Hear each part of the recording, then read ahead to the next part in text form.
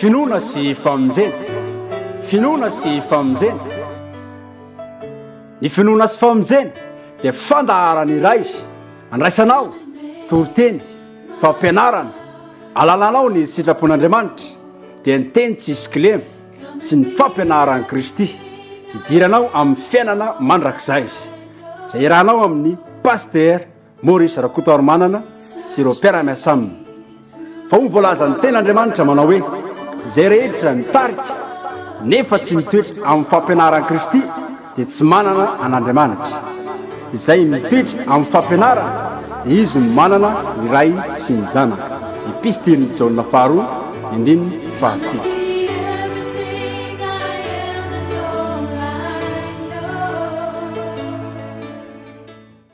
Ampifaliana no anolorana araba mamo atsika tsiraray avy izay manaraka an'izao fandarana finoana sy famonjena izao izay tondranao anatin'ny fahamarinana ara-pahalalana ny tena sitrapon'Andriamanitra. Andeha apetratsika amam-bavaka eo am-pelatanan'Andriamanitra ary izao fotoana izao mba izy no hiasa na ho amin'ny tenako izay hitondran'izany hafatra ho anao izao na ho atsika tsiraray avy manaraka an'izao fandaharana izao mba eo anatrehanao ny fanatrehan'Andriamanitra hivavaka ary sika.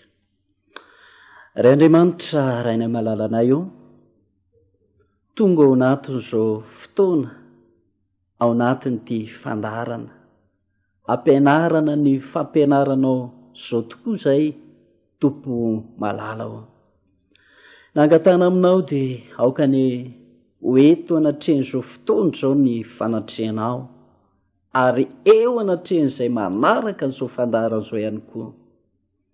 Da io izao fandaharana izao Andriamanitra mba misy tena hoe tolotsaina, fahazavan-tsaina, fahalalana mifanamasinao ny hiaraka aminay eo anatrehan'izao fandaharana izao ary ho tahinana izao fandaharana izao eo anatrehanao amin'ny anaranao Jesosy misaotra Tompo, amen.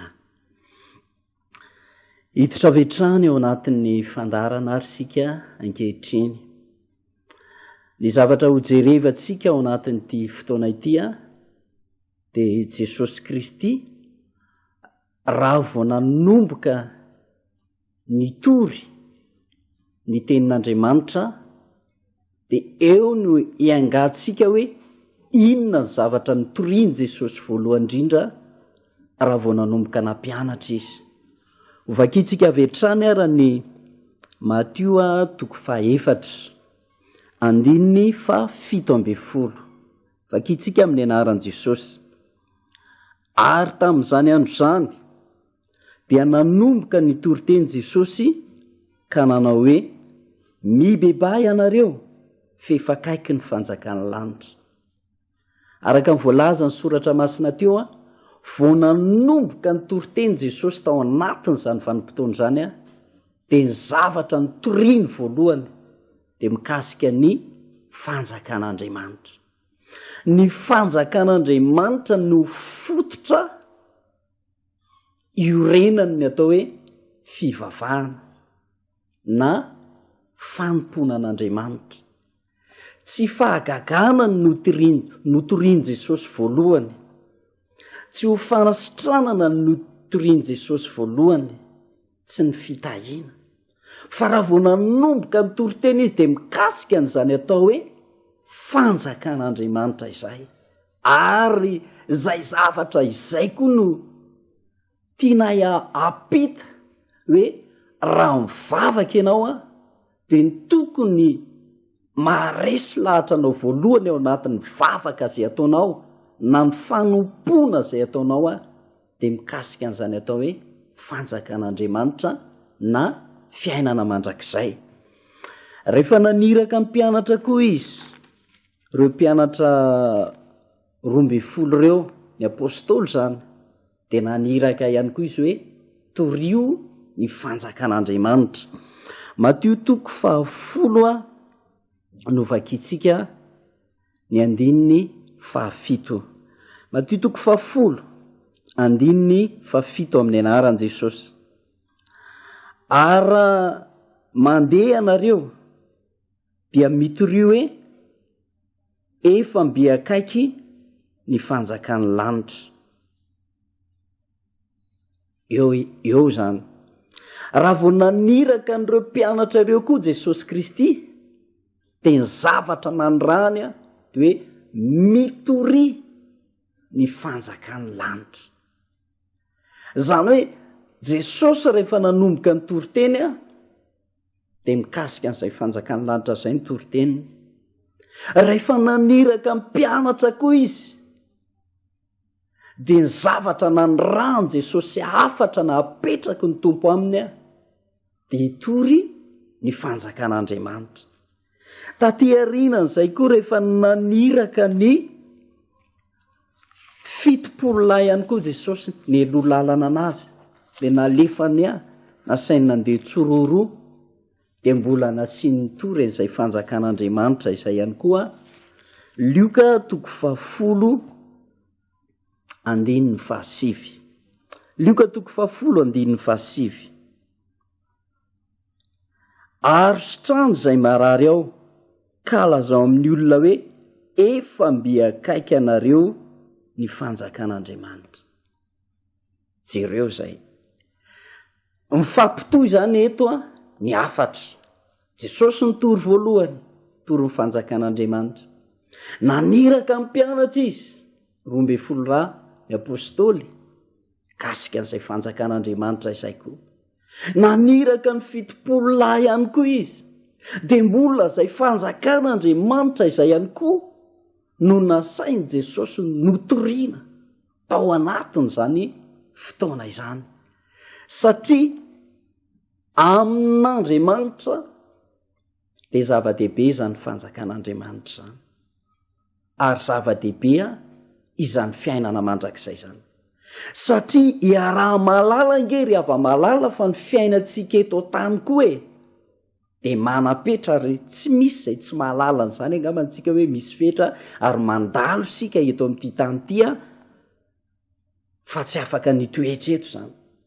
Fa ny fanjakan'Andriamanitra nefa nomanin'Andriamanitra ao aoriana izay ialantsika eto amin'ity tany ity zany, dia misy zany atao hoe fanjakan'Andriamanitra izany. Ary tsy mitovy ny zavatra iainantsika eto amin'ity fiainana ity ny fanjakan'Andriamanitra ho hitantsika moa zany ao anatin'izao fampianarana izao. Ho jerevantsika raha hoe manahoana sy manahoana ny fanjakan'Andriamanitra ny mba ahafahanao mangetaheta. So dia misy n'olona manko mieritreritra hoe mitovy ny eto tany ihany zany fanjakan'Andriamanitra zany. Dia hoe raha mitovy ihany dia aleo mijanona eto. Fa izay tokoa ve mitovy an'ilay eto tany ve? Andeha ro jerevantsika ny tenin'Andriamanitra izay voasoratra ty amin'ny Apokalipsy 1:20 kasika an'io fanjakan'Andriamanitra io, manambara le fanjakan'Andriamanitra zany Apokalipsy 1:20 manomboka amin'ny 1 zao voalaza ny soratra masina. Ary nahita lanitra vaovao sy tany vaovao aho, fa efa lasa ny lanitra voalohany sy ny tany voalohany, ary ny ranomasina dia tsy misy intsony. Hatreo ihany aloha. Zany hoe le fanjakan'ny lanitra zany tena tsy ty tany ty intsony, fa hafa mihitsiny. Araka ny voalaza ny soratra masina eto hoe lanitra vaovao sy tany vaovao ary tsy misy ranomasina intsony ozy izy. Io le voalaza ny soratra masina eto hoe Jerosalema vaovao, satria eo amin'ny lohateny dia hoe ny amin'ny Jerosalema vaovao. Raha tamin'ny voalohany Andriamanitra nanao fanekena tamin'ny Abrahama, dia nampanantena anazy le Jerosalema izay toeran'ireo zanak'Israely ireo ao anatin'izao vanim-potoana izao zany, hatramin'izao vanim-potoana misy antsika andrenesana an'izao fampianarana izao. Dia nampanantena ny Abrahama sy ny taranany ny Andriamanitra hoe tany tondra dronono sy tantely. dia io Jerosalema izay misy an'ireo zanak'Israely ireo amin'izao fotoana izao zany. Ka tsy io tsony zany hoe tahaka n'io tsony na io tsony fa hoe Jerosalema vaovao indray zany nomen'Andriamanitra, dia le hoe tsisy lanitra vaovao sy tany vaovao ary tsisy ranomasina tsony ozy izy. Dia efa kitsika hoe ahoana ny fiainana any zany, ahoana ny fiainana any amin'ilay Jerosalema vaovao eo amin'ny andininy faharoa, toy izantsika eo amin'ny andininy faharoa. Ary nahita fa indro ny tanàna masina dia Jerosalema vaovao nidina avy any an-danitra tamin'Andriamanitra, voahomana tahaka ny ampakarina efa iona amin'ny vadiny. Ary naharefy fe mahery avy tany amin'ny seza fiandrianana aho nanao hoe indro ny taberna kelin'Andriamanitra dia eo amin'ny olona ary izy hitoetra eo aminy, ary ireo olony ary Andriamanitra hitoetra eo aminy dia ho Andriamanitra. Maneho zany eto ny tenin'Andriamanitra nikasika an'io Jerosalema vaovao io hoe tanàna masina ozy izy, nampidinina avy any an-danitra, dia ny olona ho eo amin'izany Jerosalema vaovao zany ary ho eo amin'Andriamanitra, dia ireo olon'ireo Andriamanitra koa eo amin'ireo olon'ireo. Ny zava-misy dia eo amin'ny andininy fahaefatra izay tsy mitovy amin'ny zavatra iainana eto tany ny iainana any an-danitra any zany eo amin'ny andininy fahaefatra. Ary ho fafany ny ranomasy rehetra amin'ny masony, ary tsisy fahafatesana intsony sady tsisy alahelo na fitarainana na fanaitainana fifalasa ny zavatra teo aloha. Petraka eto ny ten'Andriamanitra, tena hafa mihitsy n'izany fiainana zany, tena hoe fiainana lavorary, tena fiainana ao anatin'ny fahasambarana. Raha eto tantsika milaza fa hoe sambatra, fa zao fahasambarana mbola tsy tena feno ry hava-malala, satria hitatsika eto daholo ny fahoriana maro isan-karazany. Misy alahelo eto, misy fahafatesana eto, misy aretiny eto, misy loza eto, misy fanaitainana eto, ary misy fahoriana izay iaina ny zanak'olombelona eto amin'izao tany izao. Fa ho an'ilay Jerosalema vaovao dia ozy izy ny tenin'Andriamanitra teo hoe ho fafana ny ranomaso rehetra na ny tavany, tsisy alahelo tsony ozy izy, tsisy fitarainana, tsisy fahafatesana. Zany hoe zany ny ilazana azy hoe fiainana tena lavorary sy tonga lafatra nana anatin'izany atao hoe fiainana mandrakizay zany, ary tsy fiainana mandalo tahaka ny etỳ tany etỳ, fa fiainana tsisy fetra ary mandrakizay ny ainana any.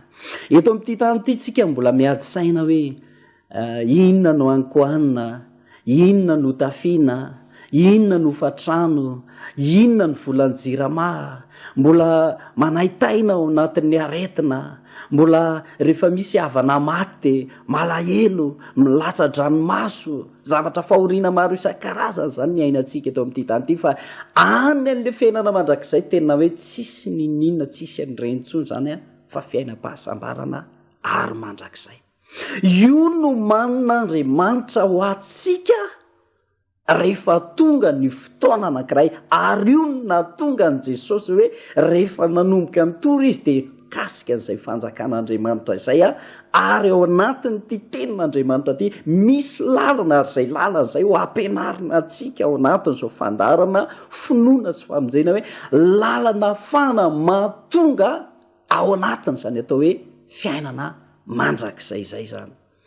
Raha ohatra zao hojerevantsika aloha hoe tena ananatin'izany fiainana mandrakizay zany dia voalaza soratra masina nge fa ny tanàna ao anatin'izany fiainana mandrakizay zany dia volamena. Raha jerevantsika ihany ny Apokalipsy 1:20 andininy 20. Apokalipsy toko fa 2:20 ihany a, ndiny 7:20. Ary ny mandany dia vato jaspi, ary ny tanàna de tena volamena toy ny fitaratra madio. Tanàna ozy izy de tena volamena. Zany volamena zany a, raha manana kely fotsiny ianao eto amin'ity fiainan'ity zany hoe raikilao, de fa tena hoe anisan'ny manan-karena be zany ianao raha volamena raikilao. Fa any zany de hoe ny tanàna mihitsy de tena volamena. Rehefa malala tena hoe zay ny ilazananao hoe mamirapiratra nananatin'ny fiainana mandrakizay any le any amin'ny Jerosalema vaovao. Ary voalazany a reo amin'ny andininy 2:20 fa na ny lalam-be aza de volamena. Aiza ny misy ohatr'izany rehefa malala. Eo amin'ny andininy 2:20 amin'le Apokalipsy toko 2:20 de andininy 2:20 ihany koa. Ary ny vavahady 12 dia perla 12. Perla iray avy ny isam-bavahady eo amin'ny tapany faharoa amin'izay ary. Ary lalam-be teo an-tanàna de tena volamena toy ny fitaratra mangano any. Tana hoe lalam-be eo amin'le tanàna. Zany hoe ny lalam-be sy ny tanàna manontolo zany a de volamena. Ryhavana. Tena zany natao hoe tena fiainana zany any an-danitra any. Ary irian'Andriamanitra mihitsy ny siko zao ho tongany. Fa zay tsy tongany ange rehefa malala de anany tena fiainana tena mampalahelo indray. Anany tena fiainana ratsy, faran'izay ratsy, zay tsy tongany. Zay rehefantsika inge zay tsy tongany anatin'ny fiainana mandrakizay de hoe aiza zany izy. Izy tsy hoe mijanona eto an-tany a, na hoe maty mijanona napasana, zay tsy lasana ny fiainana mandrakizay any. Fa ho jerevantsika ny tenin'Andriamanitra Apokalipsia no jerevantsika zany hoe zay tsy lasa any de makaiza zany. Apokalipsy toko 2:4 tsy lavitra fa eo ihany zany. Apokalipsy toko 2:4 amin'ny anaran'i Jesosy Kristy. Ary ny fahafatesana sy ny fiainatsita dia natsipy tany amin'ny fariafo. Izany ny fahafatesana faharoa dia amin'ny fariafo. Ara misy tsy hita voasoratra teo amin'ny bokin'ny fiainana dia natsipy tany amin'ny fariafo izy. Zany hoe lalana anankiroa zany. Ny lalana tsy maintsy alehako sy alehanao. Ny anankiray fanjakan'Andriamanitra araka n'le voalaza teo hoe ny tanàna volamena, ny lalam-be volamena, zay tsisy an'izao fiainana zay hitatsika ety an-tany zao a, zay hoe tsy maintsy mitrongy ianao araka ny fiainana voaminana na hoe miasa voaminana. Ary misy aza n'olona miasa betsaka nefa tsy mihinana araka an'izay tokony ho izy akory zany, na hoe isy fijaliana sy fahoriana eto zany. Fa tena hoe fahasambarana ny anan-danitra any a, tsy ahitana ny zavatra misy ety an-tany ety zany.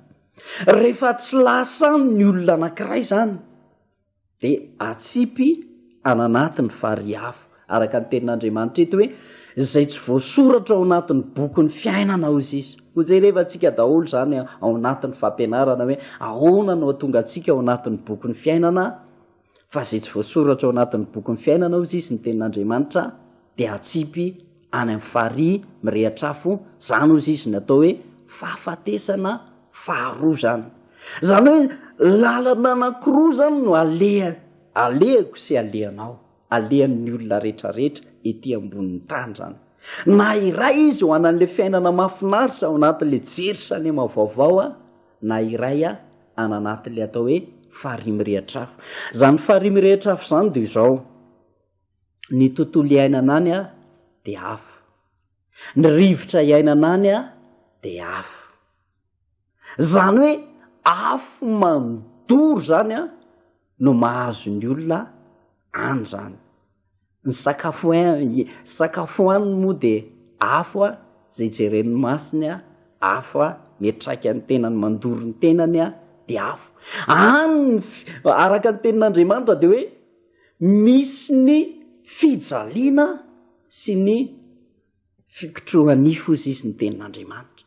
Tena hoe fahoriana, zay farany fahoriana zany, zay lasa ananatiny zany atao hoe farihy mirehatra afo zany. Reo zavatra anankiroa reo zany a no toerana zay misy a ny olona na ho any amin'ny fiainana mandrakizay izy a, na ho any amin'ny farihy mirehatra afo. Tsy misy nijanona ety an-tany zany na hoe mipetraka fotsiny amin'izao zany a ny olona zany a, fa tsy maintsy ireo ny lalana andehanan'ny olona. Ho jerefa antsika raha zany hoe manahoana raha ny zavatra mitranga ety an-tany zany, hoe lasa zany le olona zay lasa ny fiainana mandrakizay any a, dia ty tany ty ve nipetraka ohatran'izao misy antsika izao. Ary misy aza moa ny olona hoe atao hoe fivavahana zany. Zay no mahatonga le hoe fampianarantsika araka nefa napetraka hoe fampianaran'ny Kristy na hoe teny tsisy kilema na fampianarana ho amin'ny fahamarinana zany. Fa misy zany mampianatra fa hoe hipetraka eto amin'ity tany ity ihany zany, dia hoe eto amin'ity tany ity ny hatsaraina zany. Fa ho jerevantsika hoe mitombona ve zany fampianarana zany, sa tafiditra ao anatin'ilay fampianaran-diso a. Ho jerevantsika ny tenin'Andriamanitra mikasika momba n'ity tany misy antsika ity zany. Aty amin'ny Petera faharoa, Petera faharoa dia toko fahatelo. Petera faharoa toko fahatelo manomboka eo amin'ny andininy fahafolo. Petera faharoa toko fahatelo andininy fahafolo mikasika momba n'ity tany ity zany, hoe manahoana zao tany zao mbola ohatr'izao ihany ve misy olona ve mbola afaka mipetraka eto amin'ity tany ity tsy mikitihana mihitsiny ve zao tany misy antsika izao zany. Petera faharoa toko fahatelo andininy fahafolo. Fa ho avy tahaka amin'ny mpangalatra ny andron'ny Tompo, ary amin'izany ny lanitra dia ho amin'ny firomoina mafy, ary ho levy ny afo ny tena zavatra rehetra, ka ho dorana avokoa ny tany sisay asa izay eo aminy. Eto zany ny tenin'Andriamanitra amin'izay fiavian' Jesosy. Mbola ho jerevantsika manko izay fiavian' Jesosy zay zany. Fa rehefa tonga zany le fiavian' Jesosy, satria io fiavian' Jesosy io no andraisan' Jesosy ny olona zay voavonjy ho any an'ilay Jerosalema vaovao zany, tonga dia miaraka aminy. Zay tavela tsy miaraka aminy moa dia le atsipy any amin'ny farihy mirehatra afo. Fa amin'izay fiavian' Jesosy zay zany dia hoy voalaza ny tenin'Andriamanitra ho levonina amin'ny afo izy ny tena ny zavatra rehetra, ka hodorana avokoa ny tany sy izay eo aminy. Zany hoe tsisy fanantenana zany amin'ity tany ity hoe mbola hita zavatra tahaka an'izao hitantsika zao zany tsika.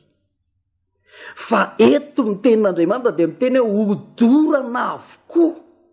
Zany hoe ny zavatra rehetrarehetra eto amin'ity tany ity zany. Zao tany zao, ny tendrombohitra, ny trano, ny fiara, ny fananana rehetrarehetra zay ioananantsika ao anatin'ny tokantrano io zany hodorana, tena hoe levonina amin'ny afo ny tany sy izay zavatra rehetra araka ny tenin'Andriamanitra zay novakiantsika eo amin'ny Petera toko fahatelo andininy fahafolo io. Toy izantsika ihany eo amin'ny andininy faha 1:12. Koa raha levina toy izany ozy izy zao zavatra rehetra izao, zany hoe raha levina tahaka an'izany, zany hoe tena levina avokoa zay zavatra rehetra eto amin'ity tany ity, dia ozy izy hoe dia olona tokony hanao ahoana moa ianareo amin'ny fitondran-tena masina sy ny toe-panahy araka an'Andriamanitra. Zany hoe raha jerena zay zany tenin'Andriamanitra zay dia levonina avokoa ny tany. Zay no mahatonga an'izy hoe misy ny lanitra vaovao a sy ny tany vaovao zany. Zany hoe misy ny lanitra vaovao de ny tany vaovao a de toerana hafa mihitsiny zany le misy an'le atao hoe afo sy ny fara zay ampazana zay rehetra tsy tafiditra n'ilay fiainana mandrakizay zany.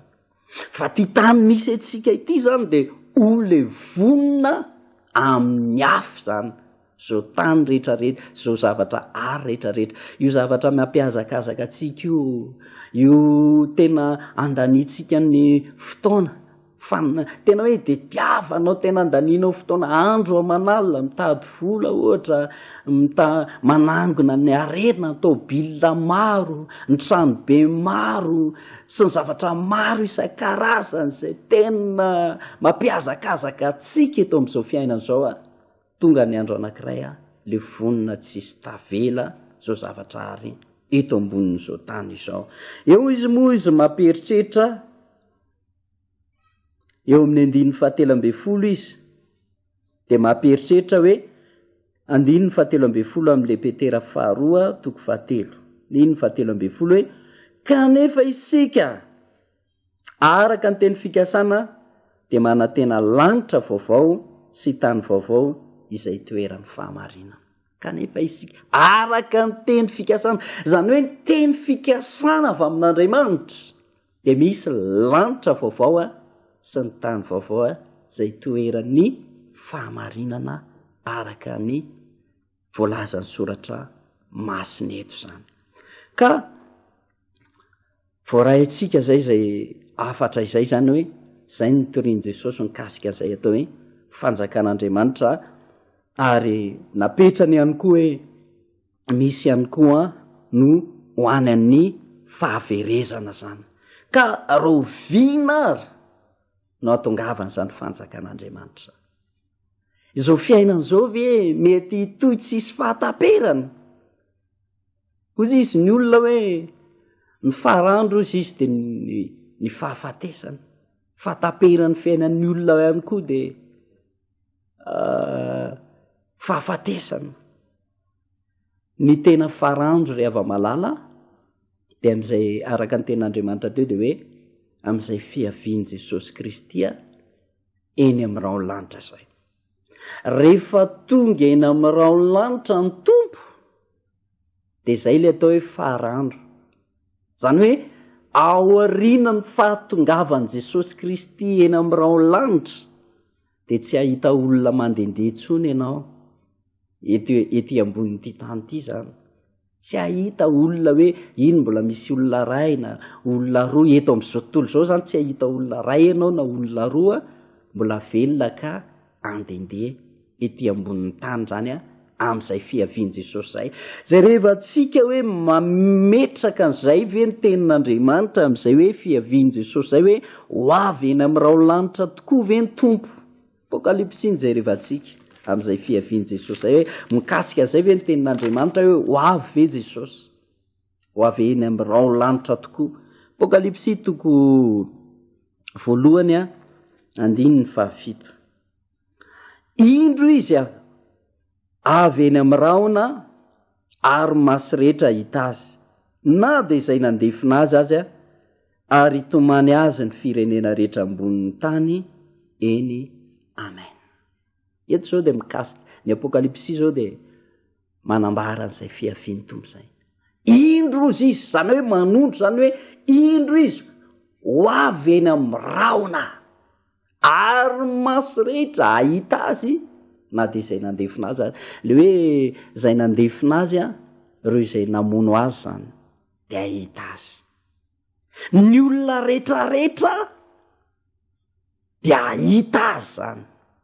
Le nandefina azy manko le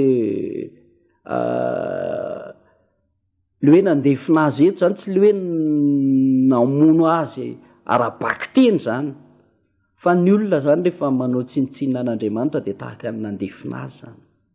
Raha manao tsinitsinina zany hoe midika zany na olona tsara na olona ratsy de mahita an'io fiavian' Jesosy Kristy io avokoa zany. Ny olona rehetrarehetra zay tsatra velona eto amin'ity tany ty a dia mahita azy daholo na olona tsara na olona ratsy a ho avy eny amin'ny raolanitra izy a araka ny tenin'Andriamanitra izay voasoratra eto.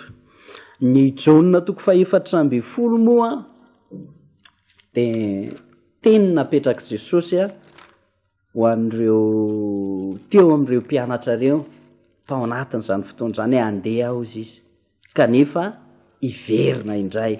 Zay rehefa antsika vetivety izay tenin'Andriamanitra izay a. Jaona 4:12. Jaona 4:12 manomboka amin'ny andininy voalohany. Amin'ny anaran'i Jesosy ny amakinan'izany a. Aza malahelo ny fonareo minoa an'Andriamanitra ary minoa aho koa. Ao trano raiky misy fitoerana maro.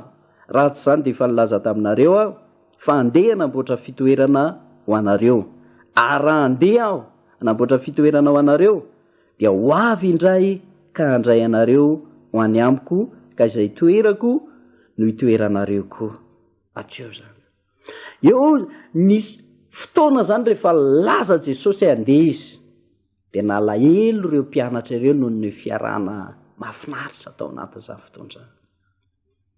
Dia nampionona ny fon'ny mpianatra Jesosy tao anatin'izany fotoana izany hoe aza malahelo ny fonareo izy fa minoa an'Andriamanitra ary dia minoa ako. Fa andeha aho izy nefa ho avy indray dia haka anareo ka izay toerako no hitoeranareo. Tsy ny mpianatra ihany no hiatefany izany teny izany rehefa malala. Hoe ireo mpianatra tao anatin'izany fotoana izany a, fa izay mpianatra Jesosy a hatramin'izao anio izao.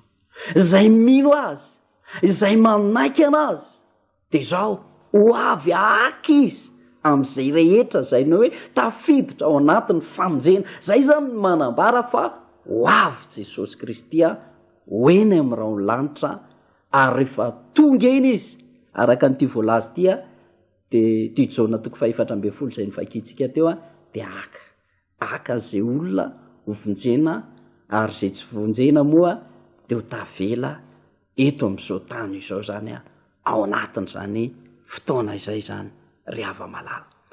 Io fiavian' Jesosy io a tsy fantatra hoe amin'izao le izy na amin'izao tsy fantatra zany. Fa nasiany homana fotsiny tsika raha jerevantsika ny Matio 4:20. Matio 4:20 a dia 2:20. Nampiomana fotsiny izy satria tsy fantatra hoe roviana le izy afaka tapataona ve sa afaka heritaona ve sa afaka roa taona ve sa afaka 10 taona. Fa nasiany homana fotsiny a. Matio 4:20 a andininy a 2:20. 4:20 Matio 2:20 vakina amin'ny anaran'i Jesosy. Koa amin'izany miambena ianareo fa tsy fantatrareo izay andro hiavian'ny tomponareo. Eo zany. Tsy fantatra ilay andro fahatongavan'i Jesosy. Fa ny baiko napetrany sy afatra napetrany dia izao a miambena. Miambina fotsiny. Dia izay. Dia miandry an'ilay fiaviany. Fa izay tsy miambina zany dia tapoka amin'ny fiavian'ny tompo satria ora tsy hampozina ny fiaviany a dia ho tapoka amin'izay fiavian'i Jesosy izay a raha ohatra tsy miambina zany a ny olona anankiray. Fa mibaiko antsika fotsiny dia izao a nasainy miambina isika amin'izay fiaviany izay. Eo amin'ny Matio 5:20 moa izy dia ny soramandry dia hoe ny havian'i Jesosy a hitsara ny firenena rehetra zany. Dia 13:20 fako toy izao. Koa amin'izany miambena ianareo fa tsy fantatrareo na ny andro na ny ora. Mbola manamafy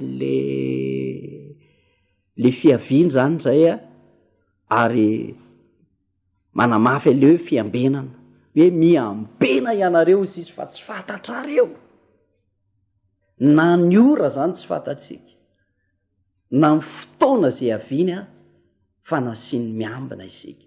zany hoe raha ho fitinina zany zay fampianarana androany zay tao anatin'ity fotoana itya de zao misy ny atao hoe fanjakan'Andriamanitra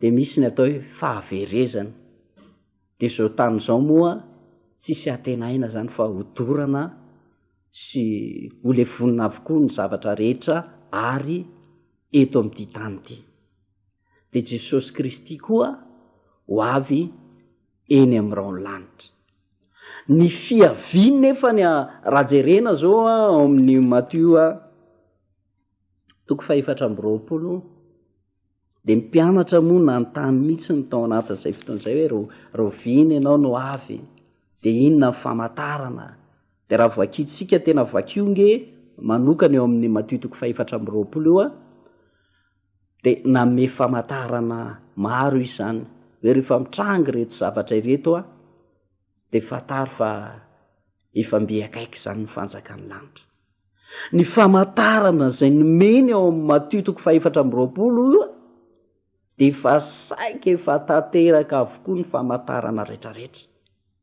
zany hoe ao anatin'izao fotoana zay anaranao an'izao fandarana zao zany de tena efa mbivotra ny fiavian'i Jesosy Kristy eny amin'irao lanitra satria efa miarato zao fiainana zao ny zavatra nomeny Jesosy famantarana satria nyteny izy ao anatin'io Matthieu hoe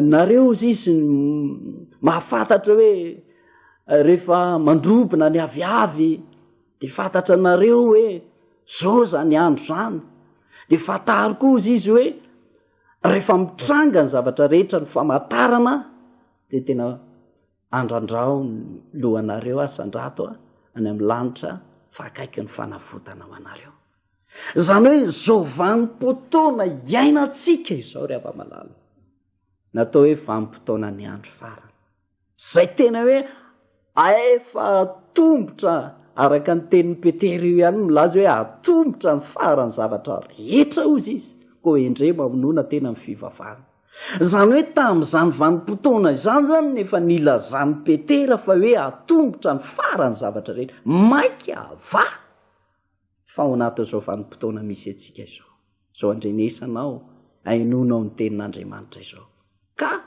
afatra foy antso anao hoe inona ny mahavarinanao eto amin'ity fiainana mandalo reo zavatra tena iazakazanao reo nge ka andaninao fotoana reo de mandalo avokoa ary hodorana sy ho levonina avokoa nge reo ary raha maty arengentsika ry ava-malala tsisy zavatra hoetsika na de kery azy na de kery azy aoka ianao iomana ny fonao araka ny tenin'Andriamanitra eto hoe miambena fa tsy fantatra reo zay andro eaviny ny zanak'olona ozy izy ahoana moa zany atao hoe miambina ny olona miambina ry ava-malala de zao hoe manomana ny fony sy ny fanahana ho an'Andriamanitra tanteraka satria raha mbola variana amin'izao fiainana zao ianao de ho tavela raha tsy mpiaina vary mirehatra ho variana n'io filanjatra io ho variana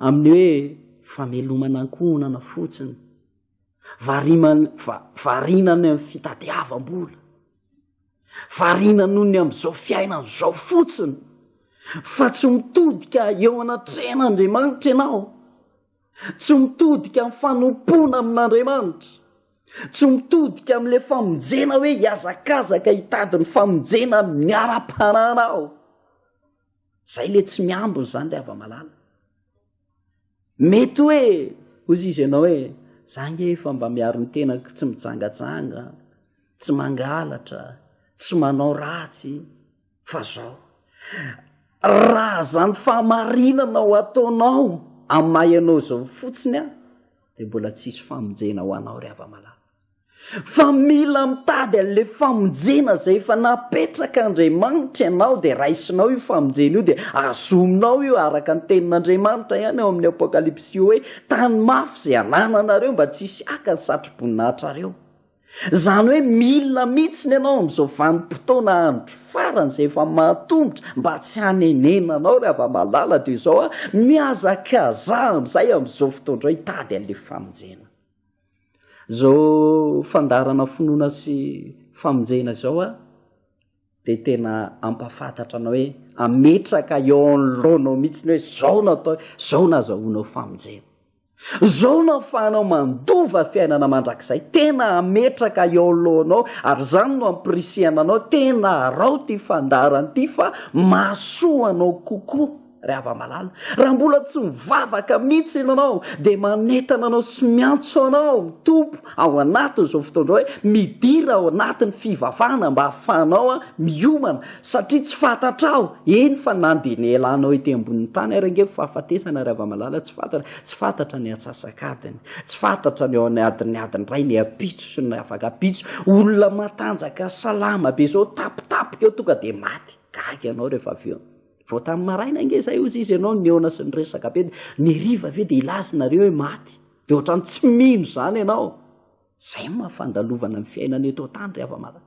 Fa mila manomana ny hoavinao ianao de ho anan'le fiainana mandrakizay satria rehefa tsy lasana ianao a de ho anan'ny fahaverezana. Reo nge samy manjakizay daholo na ho any an-danitra ho anan'le Jerosalema vaovao na ho anan'le faharimy rehetra avy. Efa voalaza teo fa ny faharimy rehetra avy de tena hoe ny tontolo iainany de afo, ny rivotra iainany de afo ary tena midradradratra sy tena hoe mahatsiaro fahoriana sy fijaliana zay lasany ary io tsy misy fetra hoe afaka 5 taona na 10 taona na 50 taona na 100 taona fa mandrakizay le olona zay lasany miaraka ny devoly sy ny anjely rehefa malala. Tsy natao anao zany fahaverezana zany. Zay no mahatonga zao fandarana zao eo alohanao mba hahafahanao mandray an'le famonjena zany hoe Andriamanitra efa mametsaka mihitsy zany amin'ny alalan'ity fandarana ty hoe io famonjena de raiso. De tokony ho raisinao zany famonjena zany a. Ny famonjena moa de ny fampianarana zay anaranao eto ihany na ahafahanao mandray famonjena. Zay tory ianao an'le fampianarana tsy misy klema, ilay fampianarana Kristy na fampianarana apostolika zay tena hoe ahafahan'ny olona mandray ny famonjena satria be de betsaka nge ny fampianarana rehefa malala fa tsy mitaonan'olona araka ny voalaza ny tenin'Andriamanitra ihany hoe mianatra mandrakariva izy ireny nefa tsy mahazatra ny fahamarinana ozy izy ka arao ty fandarana ty fa tena mpisokatra ny sainao sy ny fahalalanao ho amin'ny fahamarinana mba tena ho an'i Jesosy ianao ka raha ho avy eny amin'ny rao lanitra ny tompo de ianao le anisan'ny ray sy nandova le fiainana mandrakizay rehefa ho avy izy fa tsy ho tratra ny fahaverezana le hoe atsipy ana ny faharimy rehatra avy. Ry havanao sokatra ho anao zao fandarana zao ary fitiavan'Andriamanitra ho anao mahatonga an'ity fandarana ty isy a manomboka etsika de tena hoe hiditra ao anatin'izany atao hoe fahamarinana zany manomboka eto. Inona ny sitrapon'Andriamanitra ahafahana mandova fiainana mandrakizay? Fivavahana manao ahoana no tena hitarika anao andova fiainana mandrakizay? Tsy le hoe fivavahana rehetrarehetra rehefa manonona ny anaran'i Jesosy ange rehefa malala de hoe ahafahana mandova fiainana mandrakizay. Tsy a napetraka Jesosy mihitsy fa napetraka Jesosy ny fampianarana araka ny teo raha arahanao hatramin'ny mpiandohany io de misy natao hoe fampianarana sandoka avy any ampaminany sandoka ary misy ny fampianarany Kristy.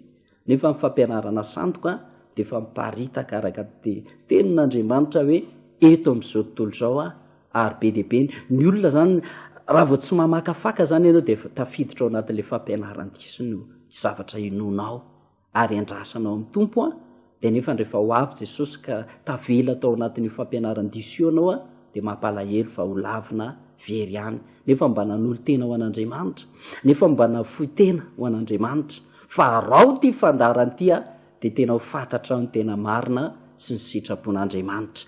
Eny ary mifarana ny fotoanantsika fa manomboka orinan'ity fotoan'ity tsika de hanomboka fahalalana. Mety be dehibe nge zavatra tsy mbola andrenesinao nge no arahanao anatin'ity fandarana ty zavatra marina fenina zay mbola tsy fantatrao nefa mivavaka ianao zanak'Andriamanitra ianao olon'Andriamanitra ianao nefa be dehibe zavatra nafenina tsy fantatrao nefa ioitanao anatin'izao fandaharan'izao. Ivavaka ary sika isotra an'Andriamanitra ankehitriny. Jesosy misaotra anao nao ny tao anatin'ity fandarana izay milaza mampianatra amin'ny fiavianao eny amin'ny rao lanitra ary nampianatra ny fiainana mandrakizay koa mba ny tarigetranao moa sy ny tanjonao Jesosy dia izao anala ny olona ao anatin'ny tsy fahamarinana, hitona ny olona tena ao anatin'ny famonjena, hitantana ny olona ao anatin'izany fiainana mandrakizay izany. Misaotranao satria tanteraka aloha izay fandarana tamin'ity androany ity. Anjaranao kosa Tompo no mamaingana izy ireo, mametraka etaeta ao anatin'izy ireo, mametraka faniriana izy ireo, mba hikatsaka araka ny teninao manambara hoe katsao ny fanjakan'Andriamanitra sy ny fahamarinana. Ka tena hikatsaka izany fanjakan'Andriamanitra izany tokoa izy ireo. Tsy ho variana ny fidediavana fitahiana, tsy ho variana ny fidediavana zavatra maro isan-karazany eto amin'izao fiainana izao, fa tena hoe aresy lahatra azy sy hanomponanao dia nyresaka fahamarinana fany mandova fiainana mandrakizay. Petraka feno eo am-pelantanan'i Jesosy izany. Saotra Tompo. Amen. Finoana sy famonjena. Finoana sy famonjena. Ny finoana sy famonjena dia fandaharana iray andraisanao toviteny fampianarana alalanao ny sitrapon'Andriamanitra dia ny teny tsisy kilema sy ny fampianaran'i Kristy hidiranao amin'ny fiainana mandrakizay. Izay irahanao amin'ny paster Maurice Rakotoarimanana sy ireo mpiara-miasa aminy. Fa ho voalaza ny ten'Andriamanitra manao hoe izay rehetra nitarika nefa tsy mitoetra amin'ny fampianaran'i Kristy dia tsy manana an'Andriamanitra. Izay mitoetra amin'ny fampianarana dia izy manana ny ray sy ny zanaka. Epistily Jaona faharoa 2:7.